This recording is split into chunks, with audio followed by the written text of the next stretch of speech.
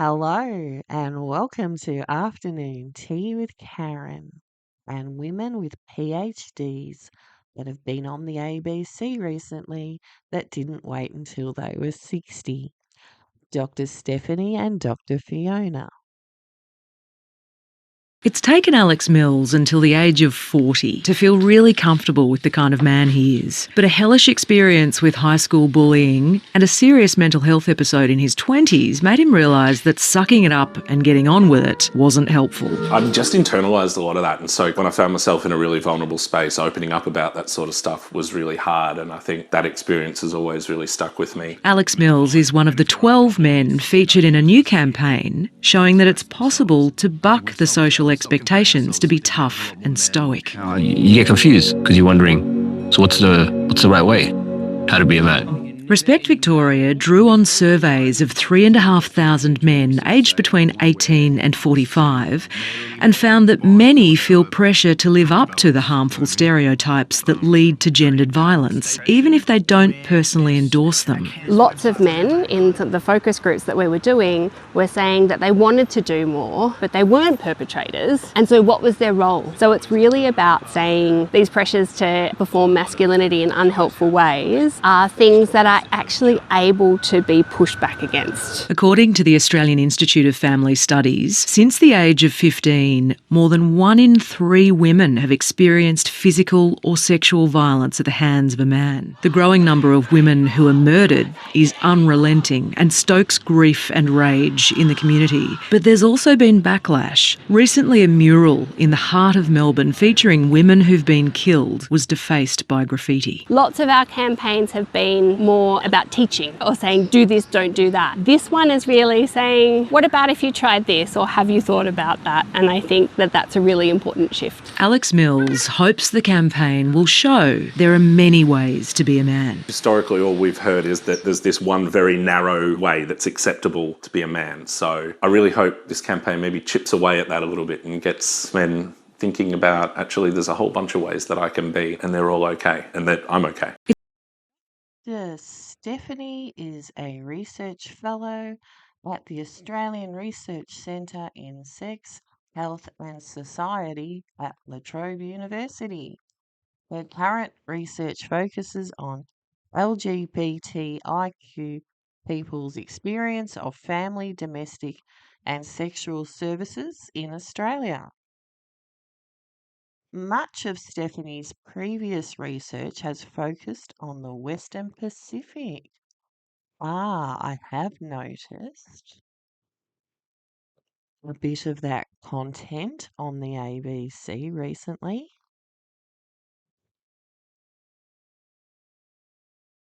Analysis of violence perpetrated by cis men against cis women. PhD, International Political and Strategic Studies.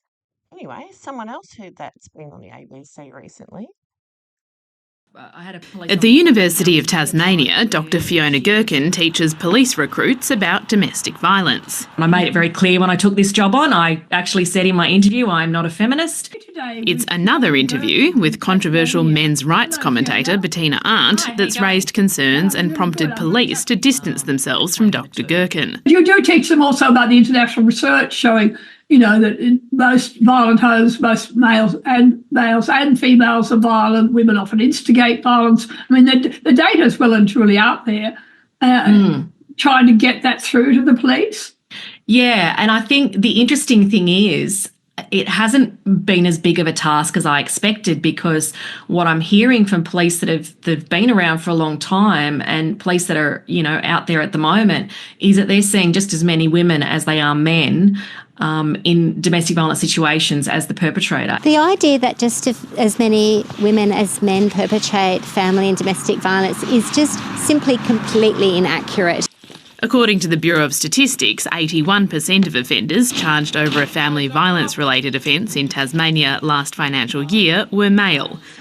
In the interview, Dr Girkin also says women are extremely manipulative and use coercive control on a regular basis. To say that most coercive control and manipulation is conducted by women against men does not sit comfortably with any of the statistical data I have ever seen in Tasmania, or I might say nationally. Tasmania Police has distanced itself from Dr Girkin, saying in a statement that her opinions are not in line with the principles Tasmania Police supports in dealing with family violence, and that she will not be involved in police training courses until a further assessment of the matter has been completed by UTAS. The University of Tasmania has confirmed it's aware of the interview and is reviewing the issue, but won't comment further on matters involving individual members of staff while that process is underway.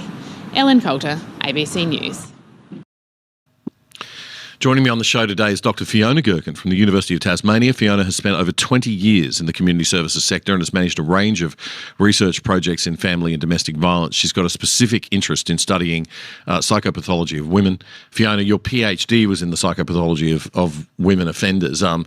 Is it about time we stop making violence a gender issue and a publicity tool for feminism and a fundraising tool for feminist causes and actually look at the real causes? Because people are dying and this is serious. Yeah, definitely. So my PhD was particularly around female workplace psychopaths, and surprisingly in the sector that have come after me in Tasmania, and potentially probably some of the people I studied are in that group of people that have come after me. But having moved into the domestic violence space, I really wanted to look at the dark tetrad of behaviours, so psychopathy, Machiavellianism, narcissism and sadism, and have a look at how the interplay between that and domestic violence of both genders. Because there's a lot, especially with psychopathy, it's probably the most dangerous one because they're so remorseless. You know, if we could understand some of those behaviours that we're seeing in domestic violence, we'd be able to better identify and determine what's going to happen next to protect people. It's a small percentage of the population, right, that have psychopathy. What is that percentage? It's about 3 to 5%. Okay, it's not that small. Whoa, okay. Yeah, so the really, really dark ones, you know, the serial killers are probably about 1%, the really horrible sadistic people, but psychopaths in general are 3 to 5%, and that's a very it's a lot. I believe it's a lot more than that, and I've seen studies that are as high as 15%. I believe that things like social media are breeding narcissists because you get people that just want attention, and you can pretty much say anything you like online to get attention. So I think we're actually seeing an increase in people with dark traits, in particular psychopathy and narcissism. Okay, and that now. You're seeing it. I don't want to get into gender politics in this discussion. I want to just talk about the problem. So that psychopathy leads to this behaviour in a small minority of those people. So you take that group of psychopaths, you shrink that down to the really dangerous ones, and you get the violence. Yeah. What can be done about that? And do we understand the causes? Yeah, there's obviously a lot of it's entrenched in trauma, but I think a lot of it.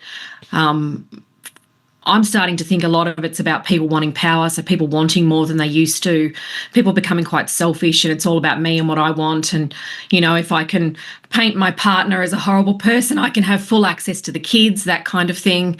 I think it's the charmingness that's the biggest problem, is people, they find it very, very easy to lie. And this is men and women that can be psychopathic. Very, very easy to lie and have no remorse. You know, they don't care about, okay, well, no, the kids need time with both their parents. They just care about winning.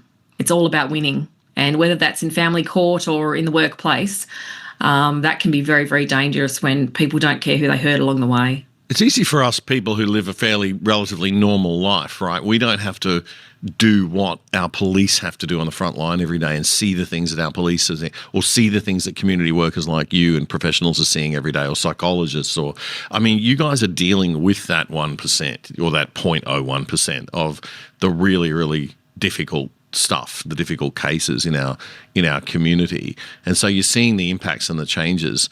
It must be a bit depressing sometimes just to be constantly surrounded by that. Any insights, anything that you think the other 99% of us need to just wake up to or be more aware of? Yeah, I think, if someone seems too good to be true, they probably are. That's probably my best advice. Right. Because you often find these people are really good at being friends with you.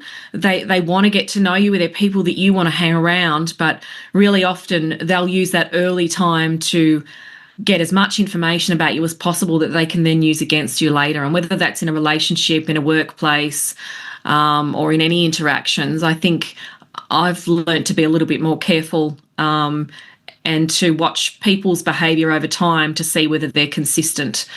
So I think, that's really the main thing, is just to be mindful of who you're interacting with, and Don't trust everybody on the first interaction. Don't that become sounds too negative and jaded, but be careful. Just be sensibly careful with people. Yeah, Give it time. yeah, and I think from an organisational perspective, I spoke to a lot of people who wanted to take their own lives as a result of working with a psychopath, and a lot of organisations just left them out to dry. They'd give them a payout and get them to sign a non-disclosure agreement and send them on their way. And I think that's really sad. I think organisations need to do more, certainly in the workplace. And that'll do. See you later. Bye.